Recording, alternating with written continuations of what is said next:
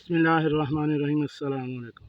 नाज़रीन, जब भी आप हाथ वाली मशीन से या इलेक्ट्रिक मशीन से स्प्रे करें तो उसके लिए ख़ास जो एहतियाती तदबीर वो ये है कि आप अपने फुहारे को अच्छी तरह पहले खोल लें। खोलने के बाद इसकी सफाई करें, इसको सादा पानी से धोएं। ये देखें कि इसमें कितना कचरा जो है वो फंसा हुआ है और इसकी जो फुहार भी सही तरह नहीं बन रही थी और ये कच्चा पानी जैसे वो कहते हैं कि स्प्रे नहीं कर रहा था, फुहार जो है सिर्फ पानी की तरह बन के पौधे के ऊपर गिर रही थी। इसलिए हमने इसको खोला। खोलने के बाद इसका ये कचरा वगैरह जो है इसको अच्छी तरह किसी नुकीली चीज़ से, सुई वगैरह हो तो इसकी ये जो लाइनें बनी हुई ना दरमियान में, इसके ऊपर घास वगैरह आके या कोई भी चीज़ पत्ता वगैरह फंस जाता है, जिससे वो फुहार सही तरह नहीं बनती। यहाँ आके प्रेशर पड़ता है। प्रेशर पड़ने के बाद ये जो बारीक बारीक लाइनें हैं इनके दरमियान जाके इस सुराख से स्प्रे बाहर निकलती है। इसके दरमियान अगर कोई चीज़ आ जाए तो वो फुहार सही तरह नहीं बनती। इसलिए आपने इन सुराखों के अंदर कोई चीज़ नहीं मारनी।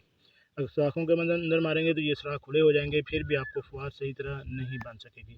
इसलिए इन लाइनों के दरमियान जो घास है, जो फंसा हुआ जो भी चीज़ है, किसी नुकीली चीज़ से हल्के हल्के इसको निकाल दें, साफ़ कर दें।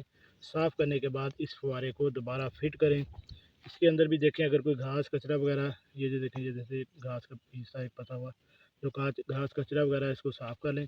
साफ़ करने के बाद इसको दोबारा फिट करके इस्तेमाल करें। तो इससे आपकी स्प्रे भी अच्छी होगी, फुहार भी अच्छी बनेगी और आपकी दवाई ज़ाया भी नहीं जाएगी।